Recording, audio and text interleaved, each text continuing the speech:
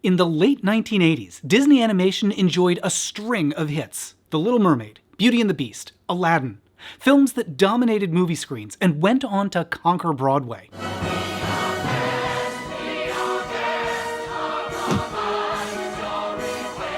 It's an era now known as the Disney Renaissance, and it was largely thanks to lyricist Howard Ashman. These songs that are now iconic, it's sort of part of our culture, would just come to him. Which is ironic, since for most of his career, he flat out rejected Broadway and big-budget entertainment. He was really mad at the New York theater community. Howard's career began in dingy little queer-owned theaters. He wrote weird shows inspired by offbeat B-movies. He said, "Frank, this is supposed to be stupid."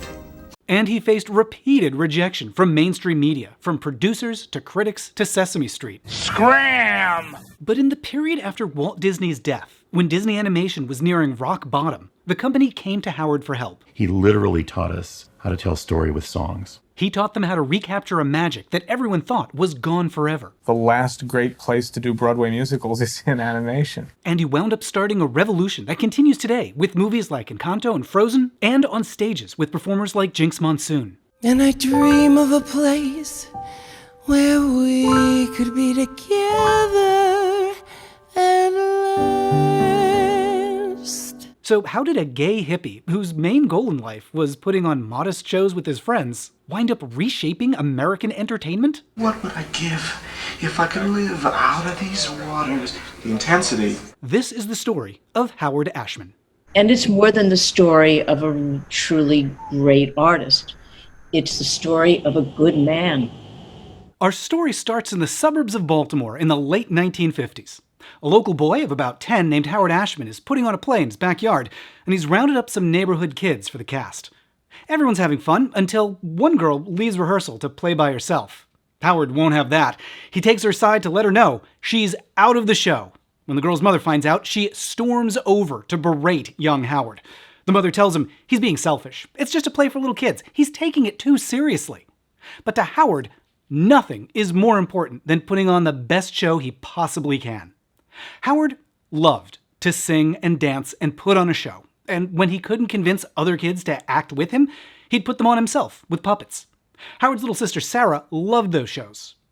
From the time I grew up, I know I idolized him. But his parents weren't sure what to make of their theatrical kid, especially his dad, Ray.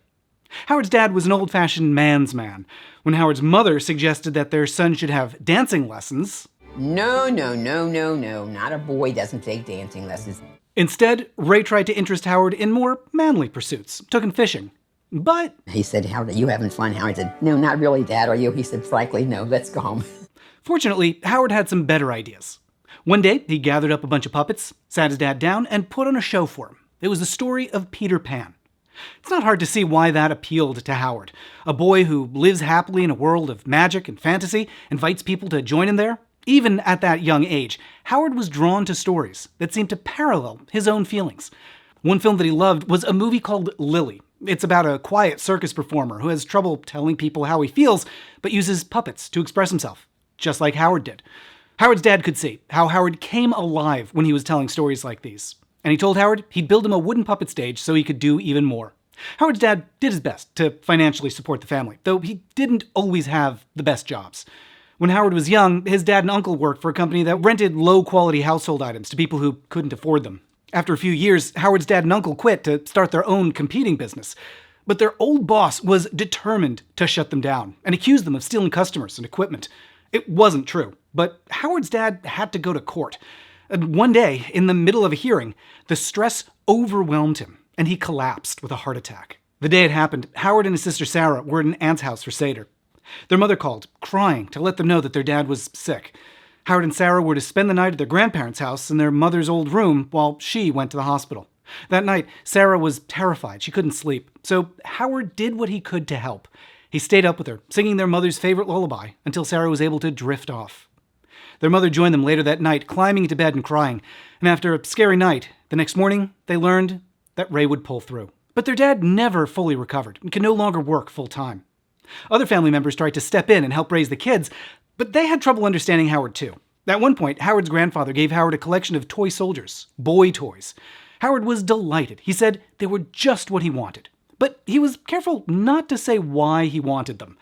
Sarah found out a few weeks later when they were cooped up at home during a snowstorm. Howard took her up to his room to show her something secret, and he'd arranged all of the toy soldiers in a tableau that told the story of Peter Pan, hidden under his bed. Sarah was enchanted, and Howard told her this had to stay their secret. Why was he afraid of people finding out? Well, because when his grandfather gave him the toy soldiers, he also told Howard that he needed to be more manly, that he had to for his father's sake. A lot of pressure to put on a young boy.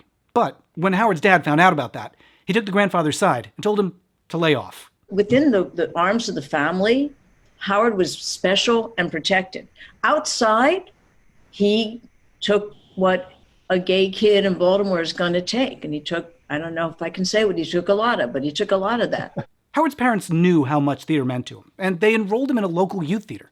Children's Theater Association, called CTA in Baltimore, is where he was not an outsider and where he was loved and where he found an absolute home. He appeared as the lead in Aladdin with his younger sister Sarah playing a genie, but Howard wasn't content to just perform in other people's plays.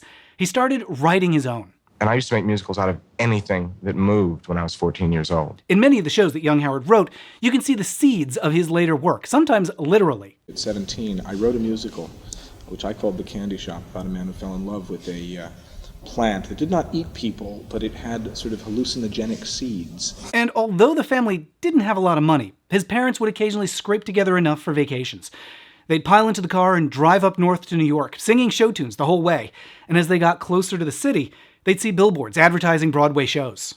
This was the time of West Side Story, My Fair Lady, The Sound of Music, Oklahoma, Hello Dolly, a golden age for Broadway, with shows that wove music and drama together, a style that would become deeply important to Howard's later work. Through those vacations, Howard got a tantalizing taste of a theater world outside of Baltimore, and he knew that's where he belonged. But he wasn't sure how to get there. For the time being, he kept doing theater programs and writing his own plays in his teens. And then, although no one in the family had ever attended college, he applied to Boston University's School of Arts. It was a prestigious program for aspiring actors. Its alumni included then up-and-comers like Faye Dunaway, Olympia Dukakis, and eventually, Howard hoped, him. At BU, Howard finally found a place he might belong, and quickly decided he hated it. After a year, he ran away to Vermont and became a hippie. He transferred to Goddard, a school with no formal programs, no grades, where students could design their own program and self-evaluate. In later interviews, Howard said it was a huge relief that he didn't have to take any more math classes. At Goddard, Howard flourished as an actor, often in unconventional roles that others might be reluctant to take. And he got into experimental theater, and it was more offbeat theater. And my mother's story is, at one point he's writhing naked on the floor right in front of her. At last, he was finding a creative environment where he could thrive. But there was another area of his life where he was less fulfilled. In high school, Howard had dated girls, but while at Goddard, he attended a summer program and met a guy named Stewart, or Snooze, as everyone called him. Stewart was also from Baltimore, but the two of them had never met. Stewart was handsome, flamboyant, passionate, a talented actor, and a terrible singer. Howard's sister Sarah recalled how Stewart channeled his big, broad, charismatic performances in hopes of distracting the audience from his awful pitch. Stewart's type A charm caught Howard's eye. They appeared in a few shows together. At one point, they played brothers in The Lion in Winter. And by a certain point during the summer, they had become a secret couple. Together, they started their own theater company to stage their own plays. And they started looking around for grad programs. They applied to Indiana University, and the faculty there were so impressed with the company that they'd started that they offered both Howard and Stewart generous scholarships. So, once again, Howard packed up and moved. This time, wasn't doing it alone. I remember Howard seeming very happy there. They got to live together, set up a home together. At Indiana, Howard focused on writing and directing. In his work, you can see a lot of themes that not only interested him as a boy, but that would pop up again in his later shows. He specialized in stories that were intimate, emotional, often with a fantasy twist. His passion project was an adaptation of The Ice Queen, fairy tale by Hans Christian Andersen. It's about two young friends who were separated and searched the world to find each other. It was a show that became his master's thesis. He even included a singing plant. Howard and Stewart were admired for their work, often with Howard writing, Stewart directing, but this still wasn't a place that they could truly feel like they belonged. In the early 1970s, the Midwest was still a hostile place for queer people. Homosexuality was illegal in Indiana. It was referred to under law as criminal sexual psychopathy. In many towns, it was even illegal to dance with someone of the same sex. Police harassment was rampant. There were a few gay bars dotted around the state, but even those weren't safe. The owner of a gay bar in South Bend had their car stolen and set on fire, and not long afterward, their bar was firebombed. So, despite their creative success in Indiana, Howard and Stewart still didn't fully belong. Like a character in one of his shows, Howard dreamed of somewhere better. And according to his sister Sarah, there was one place on Earth that he had on his mind: New York. He'd never forgotten their vacations, the Broadway shows. To Howard, New York had always felt like Disneyland. Howard and Stewart moved to New York in 1974, and what they found was... It's filthy. Well, it's too crowded. Broken down trains. Filth. The whole lot is infested with rats. In the 70s, New York was near bankruptcy. Frequent protests shut down the subway, trash pickups, schools. Police corruption was rampant. Neighborhoods were collapsing, littered with burned-out craters. But New York could also be extremely cheap, and that meant that, for all its problems, it was still a magnet for people from all over the world, especially artists. And following the Stonewall riots in 1969, it was also a magnet for queer people. Howard arrived just as New York experienced an explosion of queer culture. There were annual pride parades, a new push for legal protections. Queer people could openly gather for the first time at coffee houses and bookshops and bathhouses. Come to man's country and develop your body, or a friendship with somebody else's. Visit us once and you'll come again and again. There were discos like Studio 54, a frequent hangout of another Baltimorean, Divine. The center of all that excitement was Sheridan Square, a gathering place in the neighborhood where Howard and Stewart and queer people from all over the world met each other, hung out, and found love, many for the first time. Except, Howard found he wasn't exactly as welcome in New York as he might have hoped. Try as he might to get his plays produced, he kept getting doors slammed in his face. Why was it so hard for him? Well, for one thing, Howard was not in the coterie of New York theater. His friends, we were his friends from Indiana University, and we were nobodies. There was a very important group of people who didn't like Howard's work. Producers. The people who raised money, owned the theaters, made the deals. To succeed on Broadway, Howard would need to appeal to them. And he'd arrived in New York at a particularly bad time to do that. Why's that? Well, because in the 1970s, Broadway was moving away from those golden age musicals. The new emphasis was exemplified by producer Bernie Jacobs, who told the New York Times, "People like spectacle. There's no question about it." Jacobs was one of the most powerful people in the New York theater scene. His Schubert organization owned over a dozen Broadway theaters. His tastes played a huge role in what opened and what closed. In the 1970s, the emphasis shifted to lavish shows with massive set pieces, like a huge moving train, giant giraffe puppets, production of Dracula with fake bats that flew out over the audience. Not only that, but in the 1970s, Broadway producers wanted more rock music, which was louder and meant performers had to use microphones. And that might seem like a minor change, but it was a shift that caused an uproar. Many found amplified singing to be less intimate, impersonal, that performers could no longer connect with the audience. Another problem? Broadway producers were moving away from shows where songs were integrated into a character-driven plot, and towards what some called the concept musical. That's a loose assembly of songs and scenes that explore an idea. Shows like Hair, Pippin, A Chorus Line by Marvin Hamlish. Even Stephen Sondheim, who rose to fame with narrative shows like West Side Story, was experimenting with looser forms, like Company, a show that uses a series of vignettes to explore the concept of marriage. Howard's work didn't match any of those changes. And try as he might, Howard couldn't get anyone in the New York theater scene to give him the time of day. I don't think he felt he was understood by some of the theater people in New York. But there were some places where newcomers were a little more welcome. Broadway was where the big shows were happening. But there was also off-Broadway, a term that generally refers to smaller theaters with more modest performances and lower budgets. And off-Broadway, tiny theaters with fewer than 100 seats. Off-Broadway venues didn't exist to make money. They tended to rely on donations, subscriptions, grants.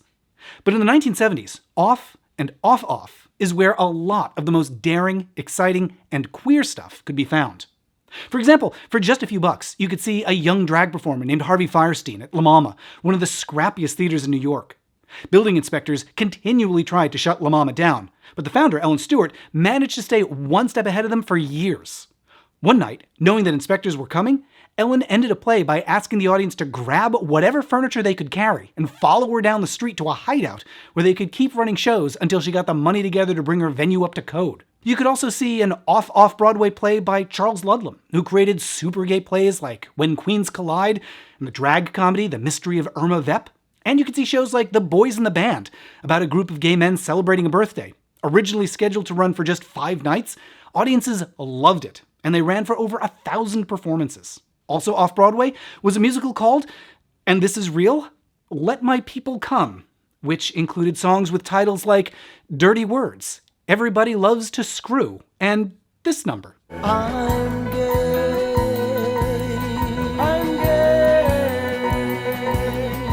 The story of Let My People Come is unbelievable, and parts of it are so controversial I can't even describe them on YouTube. But I'm posting bonus videos on Patreon with all of the details. You can find that at patreon.com/mattbaum. Howard was struggling to make ends meet, and if he was going to make it as a playwright or a director in New York, it would probably be in off-Broadway theaters like those.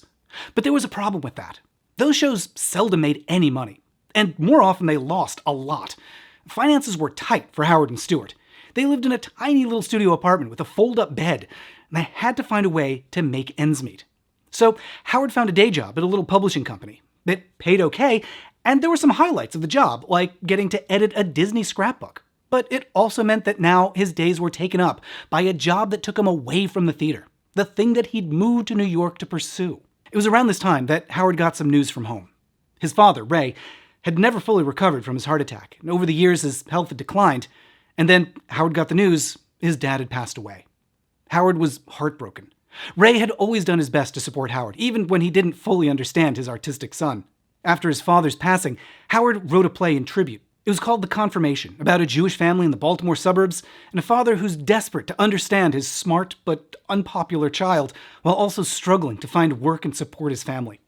Howard told a reporter, "I wrote the play for my father," and he organized a small performance at the off-Broadway Sheridan Square Playhouse, with Stewart directing. In rehearsals, there was some hope the show might be good enough to transfer to Broadway, but Howard rejected that idea. "Other people are looking to Broadway, not me," he said. "I don't see Broadway as the big time." To him, what mattered most was a great cast, director, to make it as good as I can. The giant set pieces dominating Broadway needed to rake in hundreds of thousands of dollars to support their spectacles. And Howard could see this intimate personal show had no place there.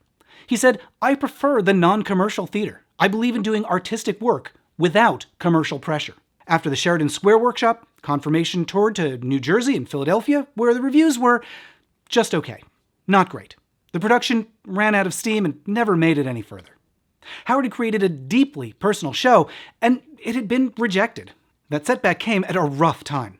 Finances were already tight, and even worse, he and Stewart were drifting apart. When they arrived in New York, Stewart had dove into the emerging gay social scene, the bars, the discos, the sexual liberation. Stewart wanted an open relationship, and Howard, who was more of a homebody, didn't. And that was turning into a source of friction between them. Howard's personal life was falling apart, his career was stumbling, and after a few years in New York with not much to show for it, he was starting to wonder if he should give up on his dream. But that's when a unique opportunity came along. One of the more obscure off-Broadway theaters was a dingy little dive called the Workshop of the Players' Art, or the WPA, and it was on life support. Those small theaters often operated under the radar, legally speaking, with dubious business licenses and facilities that weren't always exactly up to code. From time to time, building inspectors would swoop in, sometimes during performances, to shut them down, and the city of New York had just told the WPA that if they wanted to keep operating, they'd need to do tens of thousands of dollars worth of renovations. For the people running it, that was too much. Nobody was making any money off the WPA, and they were ready to throw in the towel. But Howard saw an opportunity. He talked it over with a friend named Kyle Rennick, who was the business manager at another theater. He said, what if they took over the WPA and used that to stage their own shows? Sure, the WPA wasn't in the best shape, but it would be easier than going through all the paperwork and expense of starting a company from scratch. They might even be able to hang on to the WPA's list of subscribers, who were one of the main sources of financial support. And they could apply right away for some grants, since the city was trying to rehabilitate the theater scene. It was an interesting idea, and also, possibly, a terrible one. If they did take over the WPA, very little would actually transfer to them, not even the physical theater. They'd only own the company on paper, not the space. It was also financially risky, since the WPA owners had taken on a lot of debt to run their company. Meanwhile, Howard had a regular job in publishing, one that offered stability, and even the occasional chance to work on interesting projects, like editing that scrapbook for the Disney company. There were a lot of reasons to say no to this WPA idea. But there was one more consideration. With Howard and Stewart feeling more distant, Howard thought maybe having a project together could bring them back together. Howard said to me that the WPA had essentially come about because he wanted to save their relationship. So, in December of 1976, they pulled the trigger. Howard, Stewart, Kyle, and a handful of friends signed the paperwork. And with that, they owned their own theater. Not the building, just a company. Now they'd have to figure out how to make it work. It was Stewart who found them a new space, a dilapidated floor of a building on Fifth Ave. Everyone we knew said, don't do it. Lower Fifth Avenue is a ghost town. There's nothing there. It's scary at night. Below them was a donut shop, and above them, an erotic massage parlor. And they started fixing it up. Kyle ran the business, Howard picked plays, Stewart directed. It was a tiny space, just under 100 seats. But that might work in their favor, especially with Howard's preference for small, intimate shows. They decided to treat the smallness as an asset. At the WPA, the play finds its natural, novella-sized environment, read one flyer. The WPA's mission statement, the development and production of new American plays in the realistic tradition. But in reality, they joked, the WPA really stood for will produce anything. Now, no one was standing in the way of staging whatever they found, whatever they liked, whatever they wrote. And that's just what they did. Starting in 1977, the WPA reopened under new management, and with a real hodgepodge of shows. Stewart directed a small-town drama called The Ballad of the Sad Cafe. They hosted a series of new one-acts. Meanwhile, Howard got busy with a project that had his telltale touch, misunderstood outsiders longing for more.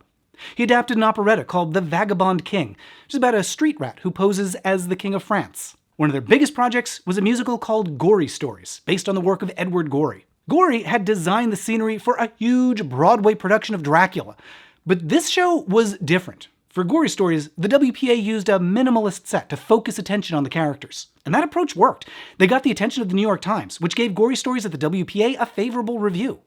That meant the show had good chances of transferring to a commercial theater and actually, making money. So they lined up a new venue at the Booth Theater and prepared for the opening, the night before Halloween of 1978. But there were some problems. At 800 seats, the booth was a lot bigger than the tiny 98-seat WPA. It had to be bigger in order to sell enough tickets to turn a profit.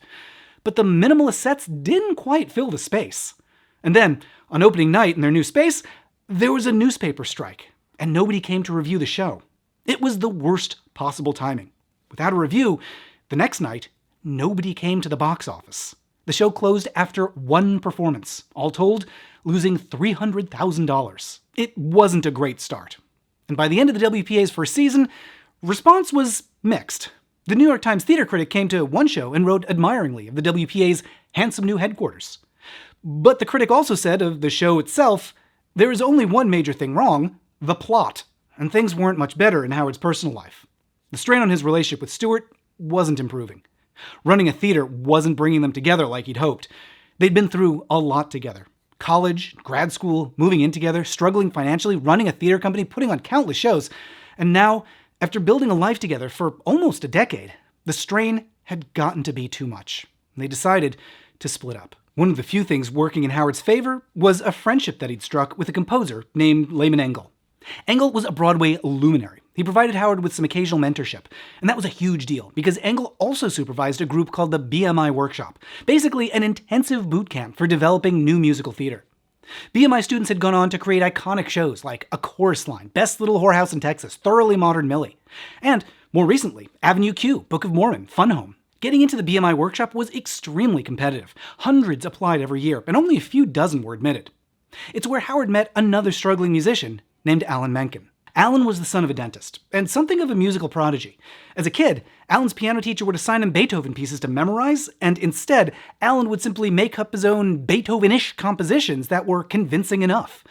As a young man, Alan's dream was to become a pop musician. I wrote this song for that lady, and I hope she understands that I need her like a little boy and want her like a man. And when he brought his material to the BMI workshop, Lehman Engel sighed, "I wish you people would stop encouraging him to play these fucking pop songs." In hindsight, Menken said, "I didn't know what in the world I was doing." But then he met Howard. The two of them got along, and both took an interest in Lehman Engel's philosophy of integrated musicals. That wasn't a new idea, but it was at the time considered a little old-fashioned. The idea of an integrated musical is that the music, the lyrics, the dance, the drama should all integrate together, blending to tell a story focused on the characters. That was a far cry from the concept musicals that have become more fashionable, and often still are, but it was perfectly in line with the golden age musicals that Howard had seen in his youth, and that he still wanted to create. Howard and Alan decided to collaborate on a show, with Alan writing the music and Howard writing the lyrics. The first project was an adaptation of a Kurt Vonnegut novel called God Bless You, Mr. Rosewater. It was ambitious, with a big cast of over a dozen people, a lot for a tiny stage like the WPA's.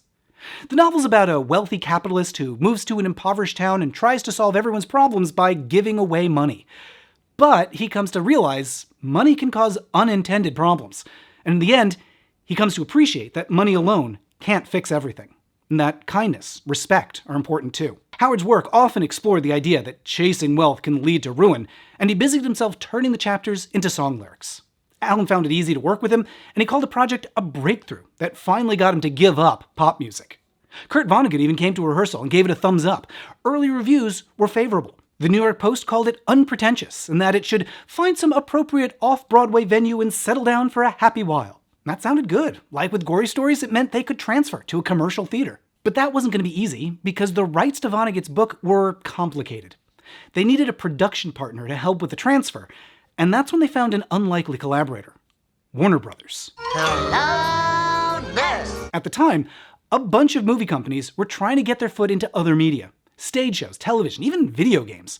At Warner Brothers, an executive named Claire Nichtern was particularly obsessed with corporate synergy. Showtime synergy. Claire said, "I want to option the play, sell the movie rights to Warner, the cable television rights to Warner Amex, the music to Warner Brothers Music Publishing, and the games to Atari." That approach is how we wound up getting some truly bonkers movie tie-ins in the early 1980s, like 9 to 5 the video game.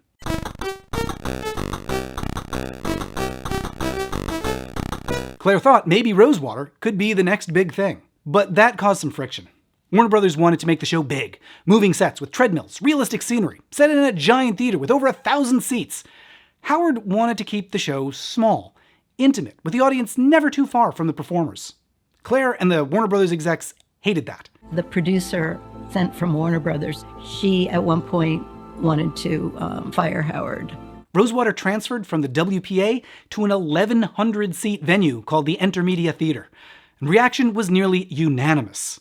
Howard and Alan's story that had worked great at the tiny WPA was now impossible to connect with in this cavernous space, overwhelmed by spectacles and gimmicks. The show limped along for 6 weeks and wound up losing $400,000. It was an almost total nightmare. Howard and Alan struggled to regroup after that failure. They tried to write some songs on spec for Sesame Street, but they got rejected, although one of their songs was eventually turned into an animated short that's quite charming. Dear cow, you're beautiful and sweet. So sweet. They also tried adapting a Village Voice column into a musical review called Real Life Funnies. A critic from the New York Times came and gave them one of the worst reviews of their lives. Frank Rich wrote that there were next to no laughs. The show was primitive, and the only person having a good time was a stagehand. It was so bad, Alan's manager later recalled, it nearly had them ready to leave musical theater altogether. At that point, Howard and Alan had two prospects for their next project, to prove that they could make a show that anybody wanted to see. One seemed like a sure crowd pleaser, a show about the life of Babe Ruth. Howard had virtually no personal connection to the material. He didn't hold baseball in high regard. Alan took Howard to a baseball game to show him what it was like, and when Howard learned that the third baseman was named Greg Nettles, he kept referring to him as Greg Nipples. But, on the other hand, Babe Ruth was a famous, popular figure with plenty of mass appeal. The project would be based on a successful book. If you wanted to reach a big, broad audience, this seemed like a promising direction. The other project up for consideration was based on something closer to Howard's heart. Feed me! When Howard was around 15 years old, he saw a bizarre movie on TV about a florist shop on Skid Row and a man-eating plant. It had been made in the early 60s by Roger Corman, a notorious B-movie director. Known as the King of Cult, Corman made gory horror films, sexy exploitation flicks, and oddly enough, he would produce what is still, to this day, the best version of the Fantastic Four. It's clobbering time. His 1960 film Little Shop of Horrors had an unusual origin. The original Little Shop of Horrors began almost as a joke. Back then, Corman had a friend who had mentioned that he had some movie sets that weren't being used. Corman said he could probably make a movie with them, and the friend asked how long it would take. I said 2 days. And he said, you can't make a film in 2 days. I said, I just want to see if it can be done. So he quickly threw together a fever dream of a comedy horror. Set on impoverished Skid Row, it's about a flower shop, a down-on-his-luck florist named Seymour who nurtures a strange and unusual plant. The plant brings him fame and fortune, but as it gets bigger, it starts to talk, demanding to be fed blood, and eventually human bodies. Compared to the Babe Ruth project, this seemed about as far from a crowd pleaser as you could get. An obscure, low-budget film with an off-putting topic. Howard and Alan weren't sure which to pursue, the Babe Ruth adaptation or the Little Shop adaptation. Trying to make up his mind, Howard invited some friends over to his apartment to watch the movie and get their thoughts. They all watched together, Howard chain-smoking the whole time. And when it was over, we just looked at him and said, "You're crazy. This is horrible." So he tried pitching it to his agent. She saw the film and told me I was out of my mind and said she liked it, but that I would never be able to get it produced. Just to see what might be possible, Howard's friend Kyle, who managed the WPA, wrote a letter to Roger Corman. He introduced their company. He asked if the rights were available to adapt the film into, as he put it, an intimate, small-scale chamber musical. Corman wrote back that they weren't the only ones asking. Another group of musical writers, this one based in France, had expressed interest in adapting it as well. But Corman felt that if anyone was going to adapt his movie, it should be an American team, and that he hadn't agreed to anything yet with the French folks. He wrote back to say that if they were really serious, they should talk to his lawyers and draw up a contract. So, they did. Before that other team could swoop in, the WPA scrambled to get the contracts taken care of, and the Babe Ruth project was out, Little Shop was in. Now, they just had to figure out how to write it. Howard had a few guiding principles for the project. After his last few shows had failed due in part to being too big, I decided that the next thing I did was going to be something attention-grabbing with a cast of not more than 8 people. He wanted to keep this one as small as possible. But to grab an audience's attention, he wanted to have some kind of gimmick. Not one that was distracting, like treadmills and trains, but one that was part of the story, that integrated into the story alongside all the other characters. And inspiration struck, as it so often does, in the most unlikely of places. Actually, Miss Piggy was popular at that time. This inanimate thing having this personality that was clear and present and that people responded to and liked. So he knew he wanted a small cast, a charismatic puppet, and themes that resonated with him from the original film. Humble folks with good hearts, down on their luck, and sometimes making deals that come with unpleasant conditions. The story had a few personal elements for Alan as well. At one point, they were trying to figure out how the show's first murder would be committed. It had to hit just the right tone between comedic and disturbing. Alan suggested they take the sadistic dentist from the original film, have him take nitrous oxide for fun, and then accidentally asphyxiate. Howard loved that. But what inspired such a bizarre idea? From, actually, the inspiration of my dear father. In real life, Alan's dad was a dentist. And not just that. My dad, growing up, was president of the New York chapter of the American Analgesia Society, a society of dentists that promote the use of nitrous oxide as safe. Alan felt pretty proud, and he sent his parents a tape of what he was working on. Didn't hear back for a while, and then he got a call. My mother. Hi, Alan. It's Mom. We heard the tape. Okay. They didn't love it, and Alan felt kind of bad, but not too bad because it stayed in the show. But of course, Alan's biggest contribution was the score. Initially, he tried a jazzy sound, more in keeping with the original film, but that just didn't feel right. Then he stumbled across more of a doo-wop sound with musical cues borrowed from Motown and campy 50s monster movies. Classic pop with his own sinister edge. The timing was perfect for a little 50s nostalgia. Just a few years earlier, Grease had been a smash hit off Broadway. But still, this wasn't a sure bet. When Allen played some of the music to his BMI mentor, Lehman Engel, Engel sighed, "Well, it's relentless." And figuring out the music was just one challenge. There was also the matter of building a giant man-eating plant that could grow from a tiny prop to a giant monster, singing and dancing and eating entire actors, even extending into the audience by the end of the show. Howard talked to a bunch of puppet builders around New York and kept hearing the same thing. You can't do that. One of the people that he approached was a director named Julie Taymor. She had put on some successful mask and puppet-based shows at La Mama, and many years later, she'd become famous for staging Disney's Lion King and Spider-Man Turn Off the Dark. She couldn't help Howard with Little Shop, but she knew someone who could. A guy named Marty Robinson. And while you might not recognize his name, you probably recognize his work. Oh, hi! Welcome to Sesame Street. Howard told Marty what they needed, and Marty said, "Sure, we can do that." He was hired. The only problem was that although Marty felt confident they could do that, he wasn't sure how they'd do it. They didn't have much time to figure it out. Production began in mid-January of 1983, and they needed to be ready for previews by the end of April, just a few weeks. While Marty struggled to figure out the puppets, Howard busied himself with casting. It was a challenging search, especially for the female lead, Audrey. She'd have to be vulnerable and sweet, but also comedic, and able to belt some difficult notes. He quickly found that actors weren't exactly enthusiastic to appear in the show. Many turned it down flat, wondering why the WPA was producing such a ridiculous concept. And that's when they saw an audition by Ellen Greene. Ellen was a former nightclub singer who got her start in the same gay bathhouse as Bette Midler, and she nailed the part of Audrey. Ellen later said that she thought of the character as being a bit like Grover from Sesame Street, larger than life, full of joy, not campy or cartoonish, but with genuine emotion. For Seymour, the nerdy florist, they considered some fascinating actors. Among them, a young actor named Andrew Hill Newman, who'd go on to play the janitor in the Mannequin cinematic universe, and later became the head writer on iCarly. Also auditioning were Lee Wilkoff, an old friend of Alan Menken's. Lee had originally auditioned for a supporting role and came in wearing a wig since he'd been losing his hair since he was a teenager. But Alan just laughed, told him to lose the toupee, and said, "You're a Seymour." In the end, it came down to Lee and one other actor, a young stand-up comedian named Joseph Lane, who had recently changed his name to Nathan Lane. Howard's assistant Connie told him to go with Lee. At the time, it was probably a bummer for Nathan, but it did work out in his favor. After that rejection, he was immediately cast in a series of Broadway roles that made his career, and it worked out pretty well for Lee, too. Not only did he get the part, but he and Howard's assistant Connie became close, and they are still married to this day. As they neared previews, Howard and Alan were still buried in work, and not getting paid much. For writing the show, the WPA could only afford to pay them $350 apiece. Adding to the stress, a lot of their friends were starting to come down with a strange sickness. Some of them had even passed away. The illness didn't have an official name yet, but it seemed to be hitting gay men especially hard.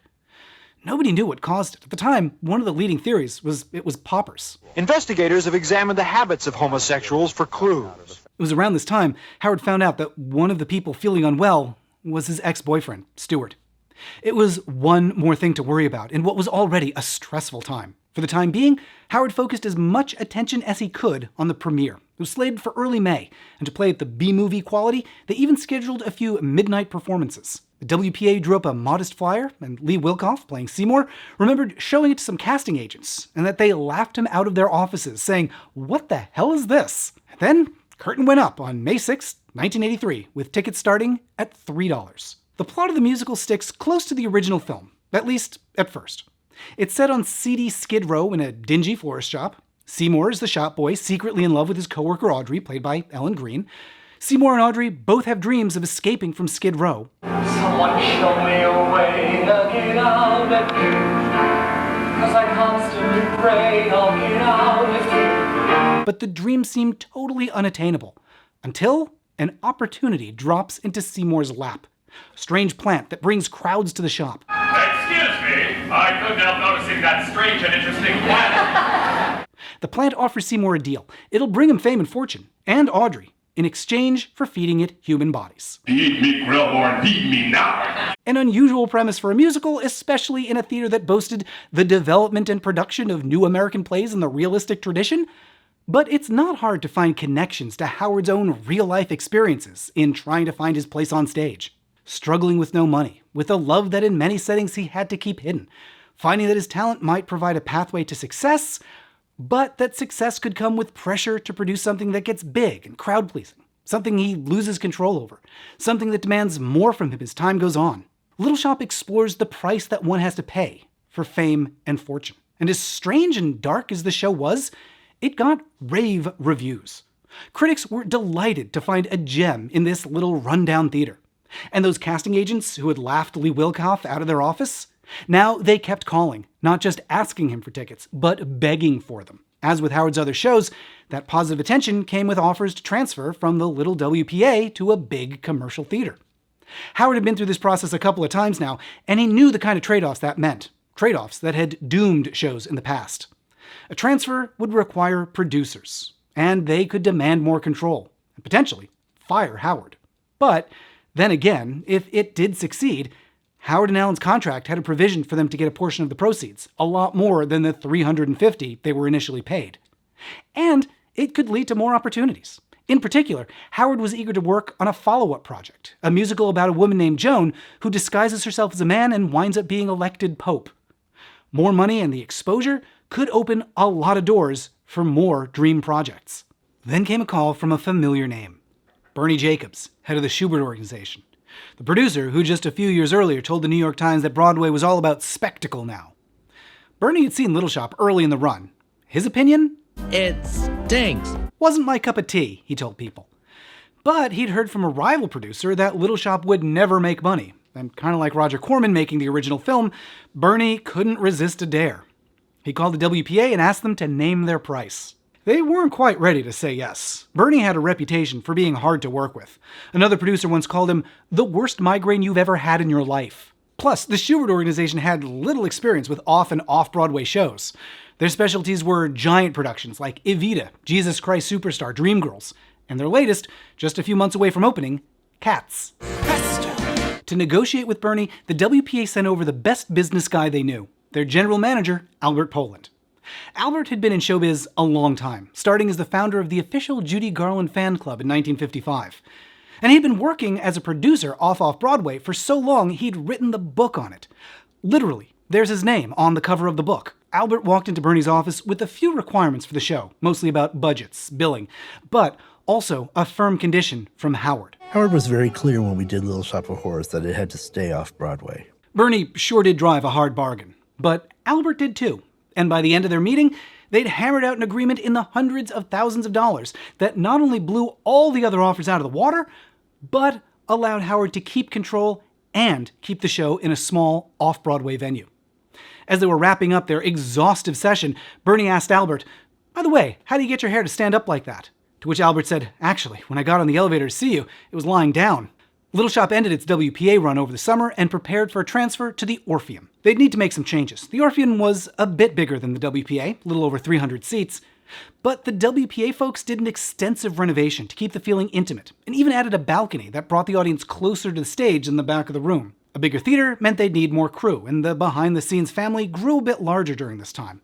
Among the people who joined them was a company manager named Peter Schneider, who'd mostly been working in nonprofit theater until this point. And although nobody knew it at this time, he'd totally transform Howard's life just a few years later. For the time being, Howard remained intimately involved with every aspect of production. If anything needed doing, he was ready to step in. Like on opening night, a chair was supposed to slide out on stage and the mechanism didn't work, so Howard just strode out and set it down himself. He was in his element. From the puppet shows he'd put on as a kid, to the college productions he'd staged with Stewart, to the plays that he wrote and directed the WPA, Howard was seeing all of his years of work culminating in this production. To help get the word out, the company put together some TV ads. It's bone-chilling. It's spine-tingling. It's a musical. Those quickly developed a cult following, the ads almost as popular as the show. Not that they needed much publicity. I thought it was really amazing. Beautiful. Kinky. I liked it a whole lot. Little Shop of Horrors is the greatest play in the universe. It's better than Gremlins, better than E.T. At the Orpheum, critics specifically called out the intimacy that Howard had fought for as one key to the show's success. One critic called it the next step in the musical's evolutionary progress to the small, inexpensive shows providing more modest pleasures than the glittering musicals of the past. Another wrote, "Broadway's off, but off-Broadway shines."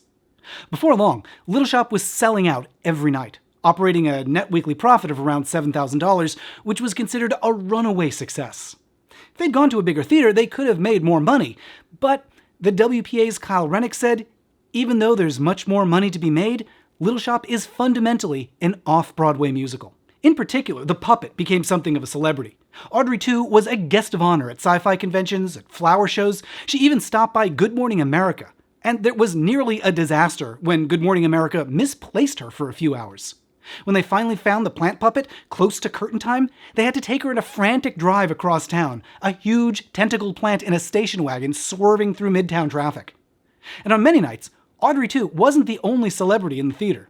Little Shop drew big names in the audience. On any night, you could look around and maybe see Eddie Murphy, Mary Tyler Moore, Barbra Streisand, Sidney Poitier, Bette Midler. Lucille Ball showed up one night and loved the show so much she went backstage and took photos inside the plant. And she told Howard she wanted to work with him on a musical adaptation of one of her films. Meanwhile, plans were underway for a West Coast production and international translations. There were talks about a film adaptation. What started as a tiny little show was turning into a big moneymaker for a lot of people, and many of them wanted more. That included Bernie Jacobs, head of the Schubert organization. He called Little Shop's general manager, Albert Poland, back into his office, along with the other Little Shop producers. Bernie announced that Cats was making nearly $200,000 a week on Broadway, and he wanted Little Shop to turn more profit too. He told Albert to cut Alan and Howard's pay, and to raise ticket prices, to squeeze the show so they could make more money for the investors. Albert was appalled. Bernie had talked about raising ticket prices before, and Albert had always insisted, we have to fight this. Little Shop had started in nonprofit theater, where one of the most important tenets was that theater should be accessible to everyone. But the for-profit theater investors hated that attitude. One of them even said, you nonprofit people are going to destroy commercial theater. Albert pushed back on the price hikes. He told Bernie, you will destroy my turf. But Bernie was insistent. He told him, in this business, you've got to be a killer. You're not tough enough, Albert. Albert looked around the room. The other producers were on Bernie's side. There was nothing he could do, and prices went up.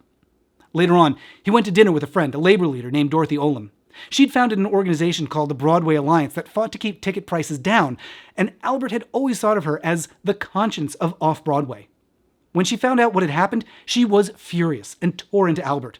By raising prices, they were turning theater into a luxury that only the rich could afford. He knew she was right, that he'd made a deal that would have terrible consequences. But he couldn't stop it. Bernie had been right. Albert wasn't a killer. And that night he went home and he cried himself to sleep. Then came a call that Howard had been dreading. He knew that Stewart had been feeling unwell for a while, but had managed to keep his health in check while directing and teaching some theater classes. But over the summer of 1983, Stewart started to decline. And in early July, Howard got word. Stewart had passed away. Howard was devastated. He took time away from Little Shop to arrange a memorial service at the WPA. By this point, the disease had a name, AIDS. Stewart was one of many who died way too young, particularly from the arts community. Around this time, deaths included the music producer Patrick Crowley, who produced the song You Make Me Feel, the artist Klaus Nomi, the singer Joe Bryant, Robert Moore, who directed The Boys in the Band off-Broadway, would pass away the next year, followed by several members of the cast. By 1983, thousands of people had died. Thousands more were sick, and scientists were just barely starting to understand what caused it and how it was spread. In part, that's because the government's response was barely to respond at all. Some limited government studies were in their early stages. Congress had only allocated funding for research in May of that year. And there was even less in the way of public education, not from officials in New York, and certainly not from Republican officials in Washington. At the White House, Ronald Reagan's press secretary was asked about the epidemic. Tapes captured him just laughing it off. It's known as gay plague. I don't have it. Are you? Do you? The message from those in charge was clear. The people hit by AIDS and their family and friends were on their own. So with officials doing so little to help, the queer community took it on themselves to look out for each other. A lot of that work started in June of '82, when playwright Larry Kramer gathered some friends at his apartment. They realized none of them had reliable information about what was happening, so they started a newsletter to keep each other informed. They called it Gay Men's Health Crisis, and by the end of the year, demand was so high, they'd printed 50,000 copies of the newsletter. The theater community was where a lot of that early organizing took place. Larry Kramer wrote a play called The Normal Heart that explicitly called out institutions like the New York Times and the mayor's office for ignoring the crisis, forced them to address it. The theater community organizes fundraisers, protests, grassroots action. If the government wouldn't take action, then the people being affected would do it on their own. And that included Howard. He hadn't just lost Stewart. After they broke up, Howard had dated another man named David. He fell ill and passed away too. And it was incredibly scary because you never knew when it was going to be your turn. With so many friends and colleagues there one day and gone the next, Howard and Ellen wrote a song to commemorate their lives. It's entitled Sheridan Square, after the place where people would meet up in happier days in the village. And like so much of Howard's best work, it's deeply personal, touching not only on loss, but on feelings of guilt for experiencing career success while others were suffering.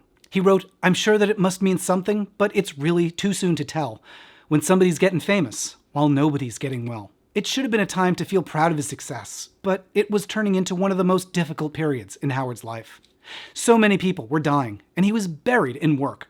Little Shop was eating up all of his time, especially as they added more productions all over the world. It was taking him away from the people he knew and from many other projects. He had a lot of ideas for shows that he wanted to write, like his Pope Joan project and a collaboration with Lucille Ball. But Howard couldn't work on any of those projects for himself. He was part of the commercial theater now. And commercial theater, he was learning, only wanted one thing: more money. Now that they'd conquered the New York stage, one of the producers of Little Shop wanted to keep it growing.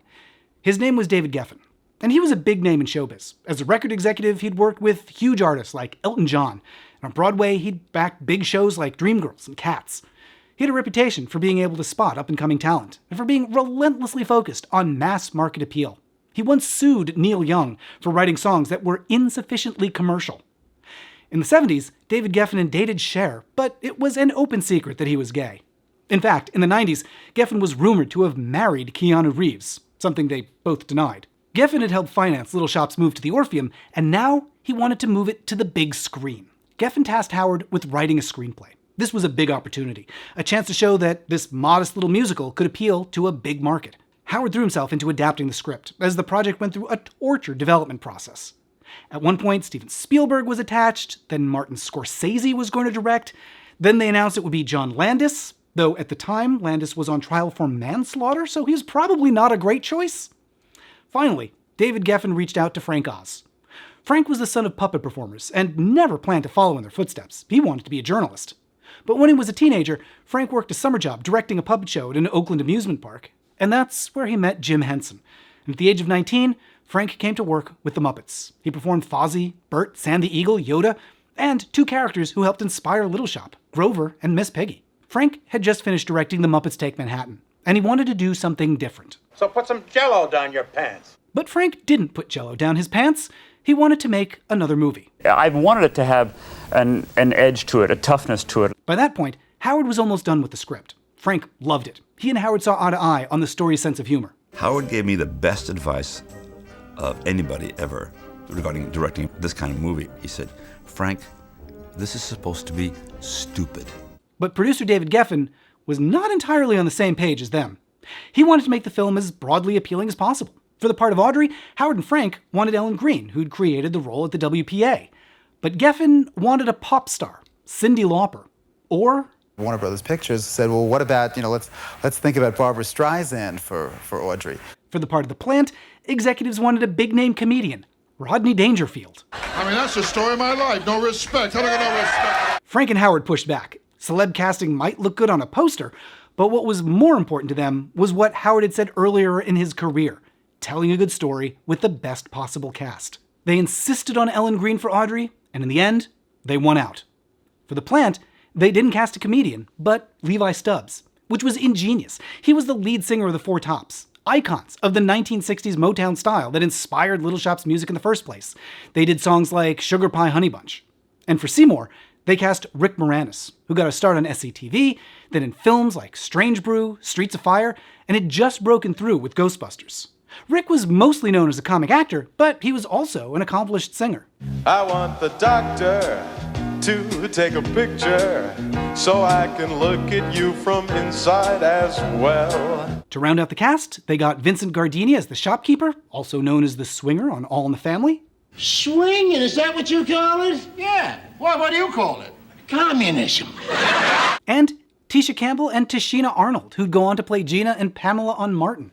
And there were a ton of surprising cameos, many who had worked with the Muppets, like Steve Martin, John Candy, Bill Murray, Christopher Guest.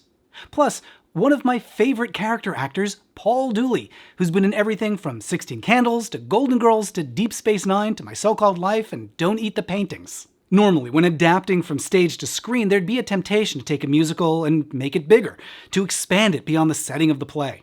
But both Howard and Frank resisted that. I don't believe in opening up movies for the sake of opening up. I don't believe in taking a play like Little Shop of Horrors and saying, well, we're all inside this shop now, so it's time to get out. Instead, they took pains to retain the show's intimacy, keep the focus on the characters. So what I did is I took it out of the shop, but only at those times where I felt the characters would naturally go out of the shop anyway. The one place where they did opt for a big spectacular element was with the plant. In the original, it was operated by one puppeteer, Marty Robinson. But for the film, they wanted to make it more impressive, the kind of thing that Frank was very good at with all of his characters, using subtle gestures to convey a lot of emotion. And that was going to be tricky, especially as the plant got bigger and harder to operate. Frank had worked with big puppets before.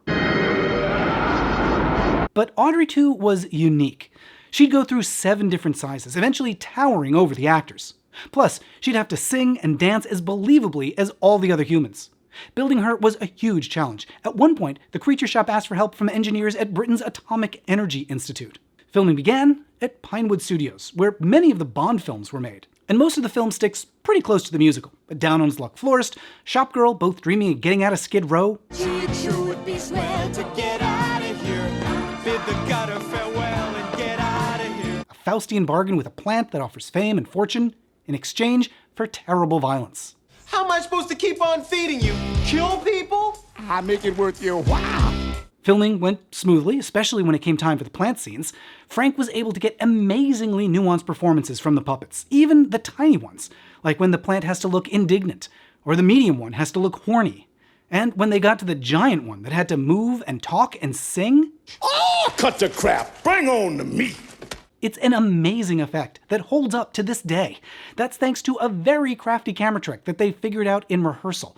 And we don't have time to go into the whole process here, but I've got another bonus video on Patreon about how they made Audrey 2 look so believable. Everything was going great with filming, until they got to the end. Every version, going all the way back to Roger Corman, ended as a cautionary tale, with many of the main characters dying. That's the message that Howard intended, that money and fame aren't worth the price of compromising your values. So, whatever they offer you, don't feed the all-consuming plants. It was a lesson he'd learned himself with his own shows. From the start of his career, he always wanted to keep the scope small so he could focus on telling the best story. But then they grew larger against his wishes, and success meant having to keep feeding the shows to keep returning more profit. Howard saw Little Shop as a warning about the drive to chase money at any cost. I do know that the basic metaphor, being Faust and having a bit of an anti-capitalist turn, seems to be very popular in the more liberal European countries, particularly the Eastern European countries. As part of his anti-capitalist message, the original play and film ended with Seymour and Audrey getting eaten, and a monster movie finale with the plant taking over. But you see the effect here of strangling America. It's an amazing sequence that took nearly a year to create for the film. But as they wrapped shooting, David Geffen was getting worried. Before they'd even started filming, he thought the ending was too much of a bummer, that audiences of the 80s wanted to see America triumph in the end. And as the film neared completion, it was time to see if he was right. Geffen organized a test screening in San Jose, and at first, it went great. We sat through it, and after musical numbers, people were applauding. They were loving the piece. It was great. And then they got to the ending.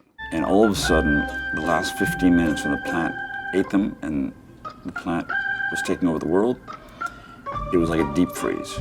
It was just like the audience kind of hit a wall. After a test screening, audiences are asked if they'd recommend the film. And if the film scores below 55, it's considered a failure. Little Shop's score was 13. Geffen told them it was unreleasable. Frank and Howard were gutted. They begged Geffen for a second test screening, hoping the first was a fluke. So they held another in Los Angeles. This time, they got a 16. Geffen told them they had to come up with something new. So, with not much time or money left, Frank and Howard came up with a new ending. In this version, Audrey survives, and Seymour electrocutes the plant. Then Seymour uses his newfound wealth to escape with Audrey into the suburban domesticity that Audrey had dreamed of. That satisfied the test audiences, but as a conclusion for that story, I think it's a letdown. It's like saying that it's fine to chase fame and fortune by any means necessary, even murder. That for committing heinous acts in the pursuit of money and success, you'll be rewarded. That's not at all the story that Howard wanted to tell, and he hated giving up control of his story. Frank was a little more pragmatic. It's not the ending we wanted, but we also weren't making the movie for two people. And sure enough, when the film came out, Little Shop of Horrors has an almost unbeatable combination of gruesome humor, slapstick sight gags, and really funny acting, and I think that this movie might be the next big cult film. It wasn't just a critical hit, it was also a financial success. It made nearly double its budget. And then there was the merchandising. There was Little Shop candy, a board game, a coin bank, a cartoon. It was bigger than hula hoops. Bigger than hula hoops? In recent years, there's even been a slot machine. Imagine it, boy. We could make a fortune. Little Audrey 2s everywhere. There was one bright spot for him, though, around this time. It happened in 1984, on Valentine's Day, or thereabouts. By then, productions of Little Shop of Horrors were running all over the world, including still at the Orpheum in New York. One night, Howard popped into the theater to check on the show, and then headed across the street to a place called Boy Bar. It was a former barbershop turned gay bar, and it was known for kitschy drag shows and a hot, sweaty dance floor. Howard was on the dance floor when he caught a glimpse of a tall, dark-haired man. They moved closer together, exchanged a few words, then moved up to the second floor to get to know each other better. The man's name was Bill, and he thought Howard was adorable. Bill was an architect, soft-spoken, a bit serious. He asked what Howard did, and when he heard Little Shop of Horrors, he was shocked. He'd seen it early in the run with the original cast and loved it. Howard was tickled by that, and he asked Bill if he'd like to go on a date sometime. And I said, sure, I'd love to go on a date. He said, have you ever been to the Grammys? That was impressive, and Howard and Bill found they just clicked. By Memorial Day, we were kind of playing house together. Things were looking up for Howard, especially with his next project, a collaboration with Marvin Hamlisch. Marvin was a big name on Broadway. A musical prodigy, he was accepted to Juilliard at the age of 6. As a teen, he wrote songs for Liza Minnelli, and as a young man, he worked as Barbra Streisand's pianist, composed James Bond songs, and had written the music for the Tony and Pulitzer-winning show A Chorus Line. He was known for his big, outgoing personality and for being totally devoted to Broadway.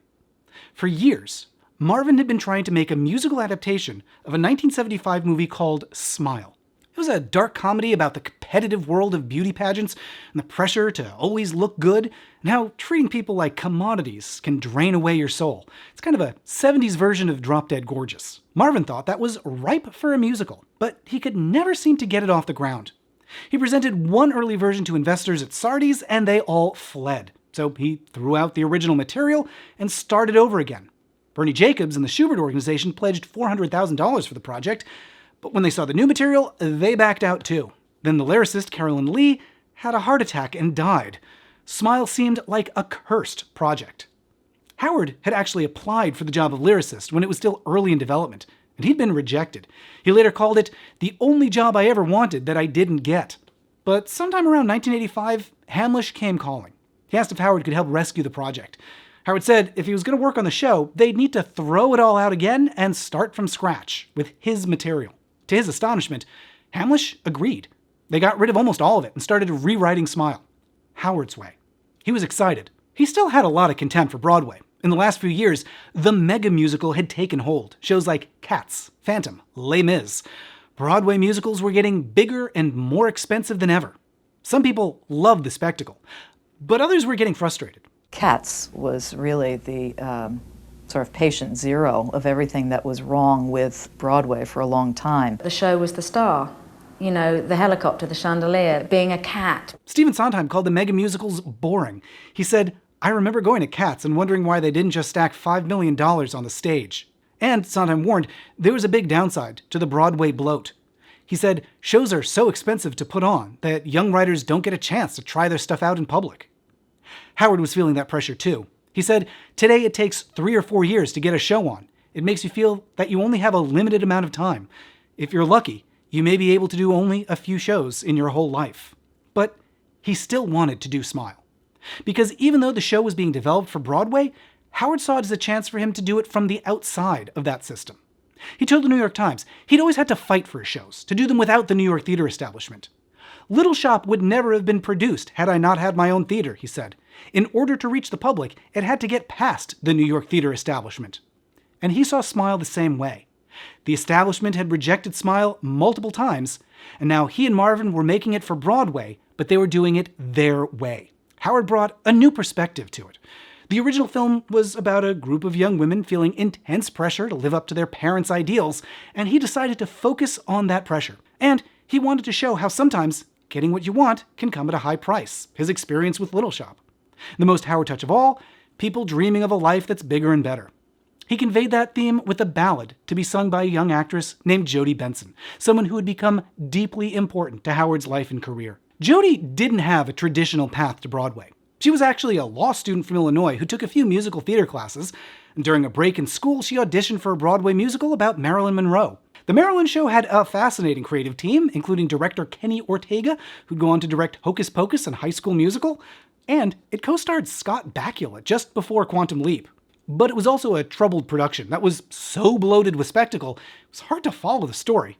New York Times called it incoherent to the point of being loony. It closed after just 17 shows. So, although the Marilyn musical wound up being a flop, Jodie still wanted to pursue acting. Smile was a big break for her, a chance to work with Broadway luminary Marvin Hamlish. But it was Howard who really took an interest in Jodie's talent. He wrote a show-stopping song for her character. The song's called Disneyland. It has her noting that a theme park might be one big illusion, but at least it's one that makes her happy. Maybe it's all fake, that's a chance I'll take, it's perfectly okay. And it works as an explanation of why work like Howard's can matter so much. Sure, they're just stories, just pretend, but they can give a person something to hope for, and the drive to find a place where they can be fulfilled. But Howard's lyrics aside, the show was running into trouble. This was the third go-around for Smile, and producers were getting nervous. In a climate where mega musicals with giant set pieces were dominating, Smile was light on that kind of thing. Howard had written and directed the show to focus on interpersonal drama, not special effects like an Andrew Lloyd Webber show. But even without giant turntables and exploding chandeliers, a Broadway show is still pretty expensive. Because of the size of the theater and the cast and crew, a show like Smile needed to pull in $250,000 a week to be profitable. And there was one more problem. As development continued, Howard kept butting heads with Marvin Hamlish. They never really clicked in a way that made the writing process easy. As a composer, Marvin tended to focus on memorable orchestration, even if it didn't always fit what was happening with the story. Whereas to Howard, it was vital that the music support what was happening with the characters. And despite Howard's success with Little Shop, Marvin was still a bigger, more powerful name in the New York theater scene, and he had more control.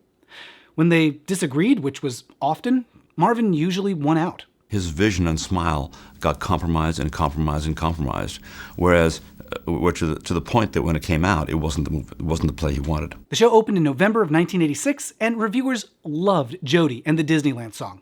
As for everything else, they hated it. The New York Times said Howard's lyrics were great, but didn't measure up to Marvin's music. Other critics said it was too bland.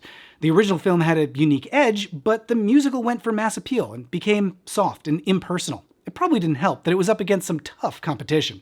Howard had crafted a story focused on characters, but the other shows opening around the same time were Starlight Express, an $8 million show about roller skating trains, and Les Miserables, which boasted a gigantic cast and a huge rotating set. If that was the standard for a Broadway show, Smile didn't have much chance of standing out. It closed after just 48 performances, and the experience left Howard feeling deeply unhappy about Broadway, and about commercial theater in general. The commercial theater isn't about artistic anything, freedom or otherwise. As he saw it, a show could either have integrity, or it could make money, but not both. I think it's almost hypocritical to pretend that art and commerce in this medium exist happily side by side. They simply don't. From the beginning of his career, he'd always been clear about which was more important to him. But that meant he still hadn't found a place that truly accepted his work. Even worse, the failure of Smile made it seem like maybe his success with Little Shop had been a fluke. He'd had a string of disappointments before, and now he'd had the most expensive, high-profile flop of his career. Ever since Howard was a kid, musical theater was the thing that he cared most about. And now, it seemed like after pouring years of his life into it, it just wasn't a place where where he was wanted or could succeed. I think he was pissed. He was really mad at the New York theater community. Not to mention, things were getting even more dire with the HIV epidemic. By 1987, deaths had skyrocketed, around 13,000 just that year. Ronald Reagan had only publicly acknowledged the existence of HIV for the first time. The government was still doing very little to combat it. The fact that it has taken the president 5 years to begin to even address this problem publicly demonstrates that this administration hasn't given it the level of commitment that it deserves.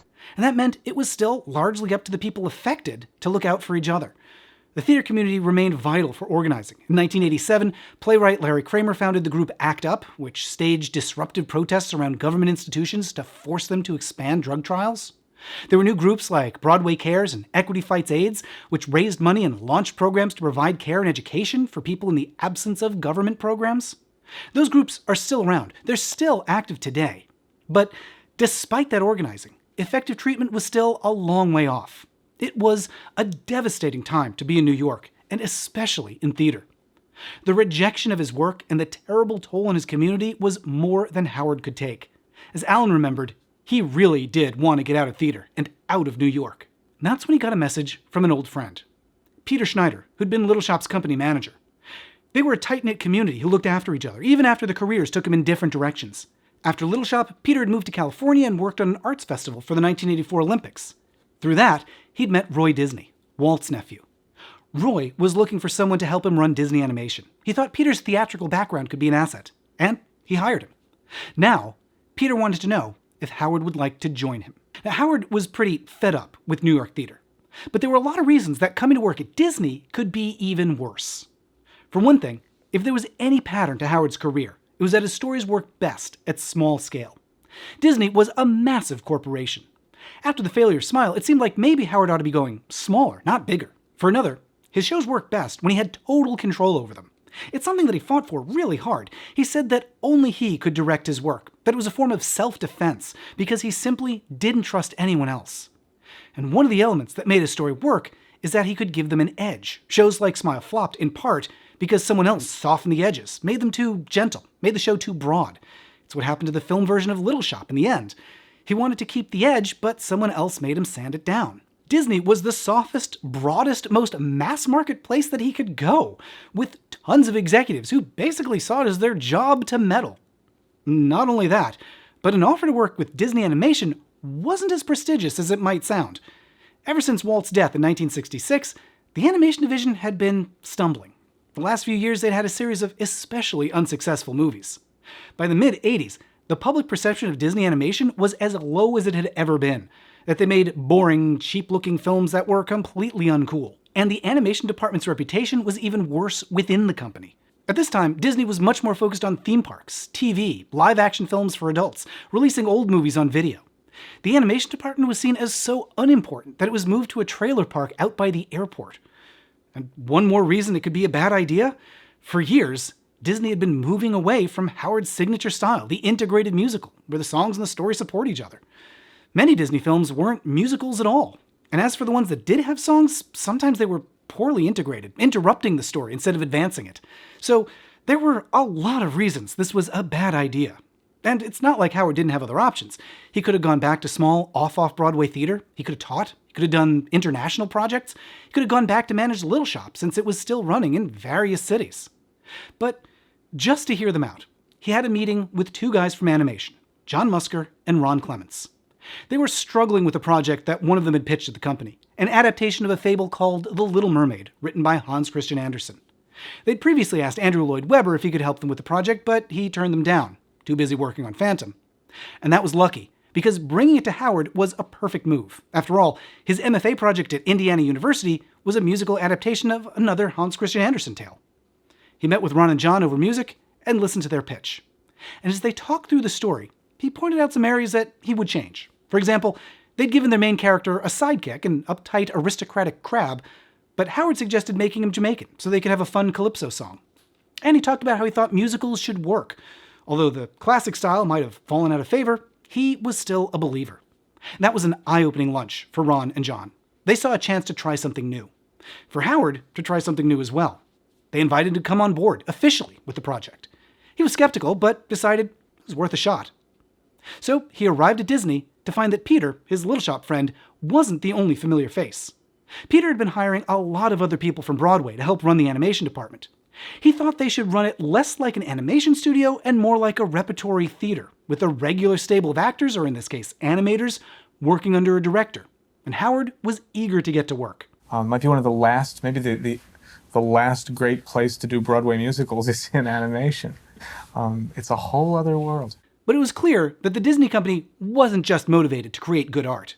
There were a lot of people concerned with commercial appeal, especially studio chairman Jeffrey Katzenberg. Katzenberg had come to Disney from Paramount, where he ran marketing.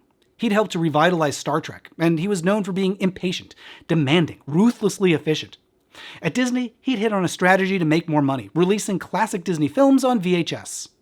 But Katzenberg knew they'd eventually run out of films to release, so he needed new Disney classics. And as he saw it, that was the main purpose for the Little Mermaid project. This wasn't going to be easy. Disney hadn't done a fairy tale musical in about 30 years. So to get everyone up to speed, Howard got the whole animation department together and explained what makes a musical work. We wanted to make songs that would tell the story, songs that would really move the story forward. Howard sat down when he first got there, and using The Little Mermaid, he literally taught us how to tell a story with songs. It was a revelation to the animators, storytelling techniques that may seem obvious today, but back then were often overlooked. In almost every musical ever written, the leading lady sits down on something and sings about what she wants in life.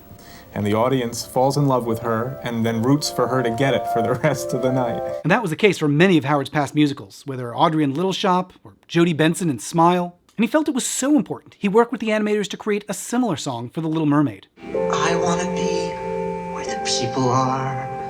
I want to see them dancing. It was so similar to Somewhere That's Green from Little Shop that the animators jokingly called it Somewhere That's Wet. And Howard pushed for Disney to cast Jodie Benson in the part of the mermaid Ariel. Because of Disney Animation's poor reputation at the time, Jodie later recalled, nobody wanted to do those types of roles. It wasn't a very prestigious job. She didn't even want to tell people about it. But for Howard, it was important to have folks who were trained in musical theater, who he trusted to understand his style of storytelling. They approached it like a Broadway musical. The characters actually run out of words, can't express themselves anymore, and it has to come out in song. But Broadway voices were so unusual for Disney at the time that when it came time to record the songs, sound engineers had difficulty recording Jodie's voice properly. She had more range than they were used to. Howard had to coach her to sing in a way that conveyed the emotion, but also worked with the mics that they had. And Howard didn't just work on the music. He made the story his own too, focusing on Ariel's yearning to get out into the world, and her Faustian bargain. He was heavily involved in making Ursula as memorable as she was, based in part on Dynasty's Joan Collins, but also on another Baltimorean. Divine was an influence. Divine was this person that Howard knew from Baltimore, who's a cross-dressing guy who was in these John Waters movies. I thought it was great. Originally, they wanted the part of Ursula to be played by Bea Arthur, and even described Ursula as having a Bea Arthur voice. But unfortunately, Bea's agent was so offended by that, she refused to even pass the script along. After that, a bunch of other big-name actresses came and went for Ursula. We don't have time to talk about all of them here, but I have a bonus video on Patreon going in-depth on all the many women who nearly played her. Then, finally, someone came to their rescue. Pat Carroll, an experienced Broadway and TV actress with the perfect raspy voice. I think Howard loved the character of Ursula. I think he really loved her because she was theatrical. Pat loved working with Howard, especially watching him act out Ursula's lines. I watched everything. I watched his face. I watched his hands. I ate him up. And she even borrowed a few of his touches. And I said, Howard, is it all right if I steal those? He said, I was hoping you would. One of Howard's biggest contributions was to the ending of the film. Originally, it concluded with Triton begrudgingly accepting humans. Howard felt that was the wrong note. The story wasn't chiefly about overcoming prejudice. It was about a parent letting go of a child and accepting that his child had fallen in love, even though it wasn't the kind of person that he expected. So the new ending had Triton accepting that love and allowing Ariel to go out into the world. The movie was slowly coming together, although Jeffrey Katzenberg kept popping in to demand unusual changes. At one point, he insisted that they redesign Ariel's hair. And he's like, guys, everybody knows mermaids are blonde, okay? And we're like, do they know that? Do we know that? He also demanded changes to the big climax. Originally, they had Ariel and Ursula in a final showdown, but Katzenberg was bored. He told them, make it more like Die Hard. He wanted more action, more spectacle. So they added a giant Ursula kaiju fight, and Eric winds up killing her. But if you read the original script, I think it works a lot better with Ariel finding the strength to defeat Ursula. Another Katzenberg complaint? Progress was slow. Howard was a perfectionist. He wanted everything done just right. And that made executives like Katzenberg nervous. To him, time was money. He had no patience. I mean, they were so used to everything going fast, fast, fast, and animation is just like snails. At one point, an animator found a memo that had been left in a copy machine. The memo was all about Howard taking too much time and asking for redos and costing the studio time and money, and maybe he needed to be fired. Things came to a head after a test screening. They showed an early version of the film to some kids, and Katzenberg noticed one boy getting restless during Part of Your World. And afterwards, Jeffrey said, we got to cut that song. It's boring. It was so similar to the fight over the end of Little Shop. Howard pushed back. Howard Ashman said, over my dead body, I'll strangle you. He argued that the song would work when the movie was finished and that it was essential for getting the audience on Ariel's side. Howard was very smart and said, look, these movies launch off of this kind of a song, whether it's When You Wish Upon a Star or whatever example you want to choose. The big picture, you have to have this song. Howard was speaking from experience with past shows. Katzenberg was hung up on one kid and kept insisting the song had to go. Howard's in horror, we're in horror. For Katzenberg, the primary concern with the project was money. Jeffrey was yelling at me every other day that we were spending too much money and we were over budget. Fortunately, Howard's approach found a sympathetic ear in Jeffrey's boss, Michael Eisner. He took a longer view that not every decision had to be about short-term financial gain. Can you really afford to do what you want to do in animation as much as you want to do? The answer is no, but we're doing it anyway. We have to do it in this company. Have to? We have to. That is our legacy. For now, the song stayed in. Meanwhile, Howard had another serious problem to deal with. A personal one that nobody at the Disney company knew anything about. For a long time, he'd resisted getting tested for HIV because back then, if you got a positive result, you could lose health care just when you needed it most. But eventually, his doctor persuaded him to get a test. And it was pretty clear he was positive. That was terrifying news. In the late 80s, it was still a death sentence. There was no way of knowing how long he had left and how long he could keep it a secret. Howard said to me, I didn't want to tell you because I didn't know how Disney would react.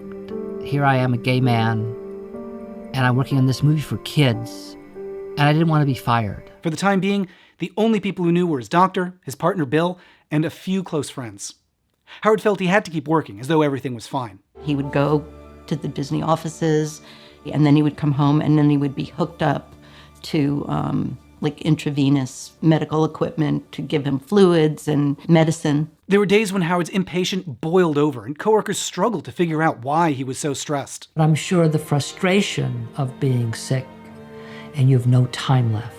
I don't have time to get it done correctly, and these idiots are standing in my way. Finally, Little Mermaid hit theaters in November of 1989, and the response? More proof that the animated feature film is alive and well again now as the 80s come to a close. The music in this movie is terrific. Right. It's music like the great Disney music of the past. But with animated pictures, the picture's the star, and the names don't get told until maybe a generation later when we start to hear of these heroes of animation. So let's name some of these people now. The music is superior here, created mostly by Howard Ashman and Alan Menken. It was a huge hit, rave reviews. They got moving letters from fans. I remember one particular letter from a New Jersey state trooper who said he saw the movie and he was just in tears, and he had a relationship with his daughter that was estranged, and he called his daughter and they made up. On a $40 million budget, it made over $200 million. For comparison, a few years earlier, Disney's Black Cauldron had cost $25 million and made just $21 million. And that brings us to the Oscars. 2 songs were nominated, Part of Your World and Kiss the Girl. There was a weird ceremony with pirates. Down here all the fish is happy, and up through the waves they roll. And then the winner was announced. Alan Menken, Howard Ashman for Under the Sea from The Little Mermaid. They gave a pleasant speech. Howard thanked his partner Bill. And at home, there's my mom, there's my sister, there's Nancy and Bill. I feel really lucky. Thank you. And it was a huge night, massive vindication for Howard's approach. But things were more somber backstage. He told Alan, and Howard said, I want you to know I'm really happy tonight. And when we get back to New York, we really have to have a very serious talk. Alan had no idea what that could be about. And the next day, Howard delivered the news. I came in and he just told me. I said, what is it? And he said, well, I guess you know. I didn't let myself. He said, I guess you know, I'm HIV positive. Alan was devastated. He later said he'd noticed Howard had lost weight, but he didn't think much of it. In the back of his mind, he knew that was always a possibility. They'd seen so many of their colleagues pass away. And he would tell himself, but please, not Howard. Now, it was confirmed. Back then, AIDS was a death sentence. It just simply was that. And he said, I'm so glad we won on Sunday night. Now I know you're taken care of. There was no way to know how much time he had left. But what Howard did know is he still had more stories in him, and he wanted to finish them before his time ran out. Howard had 2 more projects in progress at Disney. One was a dream come true for him, a show that he'd been in as a kid that had kindled his interest in musical theater at an early age, Aladdin. He wrote a treatment and songs for a Disney adaptation, but it was still early in development. There was another film that he could be a lot more involved with, Beauty and the Beast. Howard threw himself into that project, writing as fast as he could. To speed things along, Alan wrote a placeholder score for the songs that Howard could write lyrics to. They found the music and lyrics they came up with worked so well, they just stuck with it. They wrote an opening song for Belle that they based on 19th century French operetta, not exactly a popular style in the 1990s.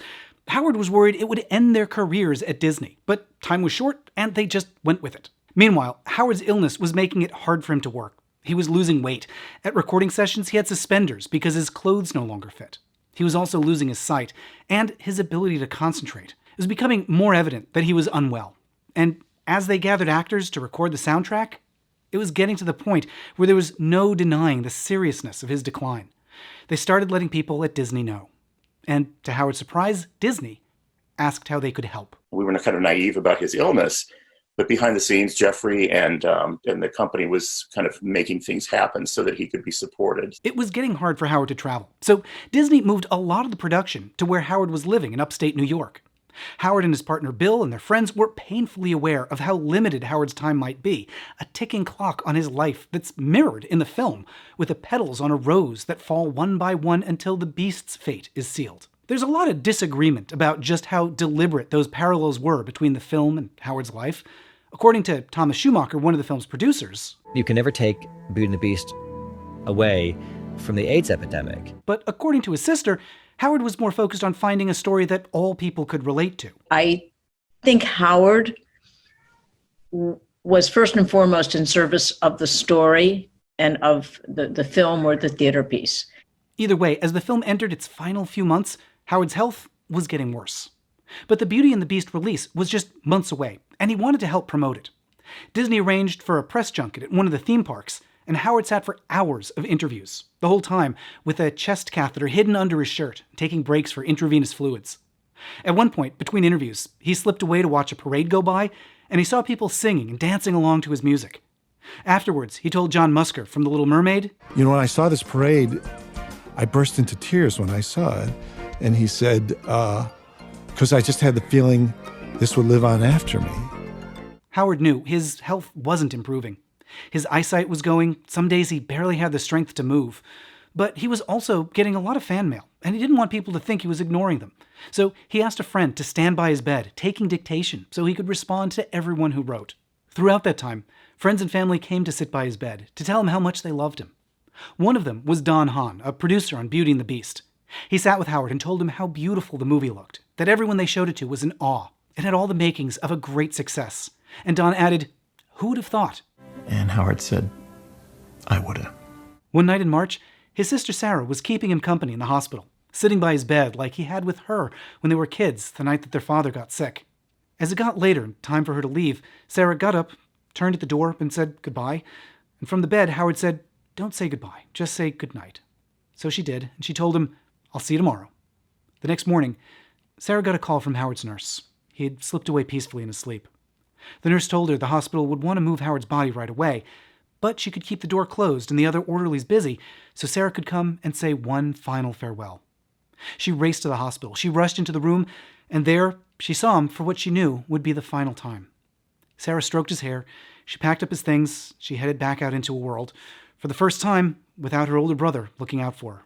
Howard was just 40 years old. He was only one of over 29,000 Americans who died from HIV-related causes that year.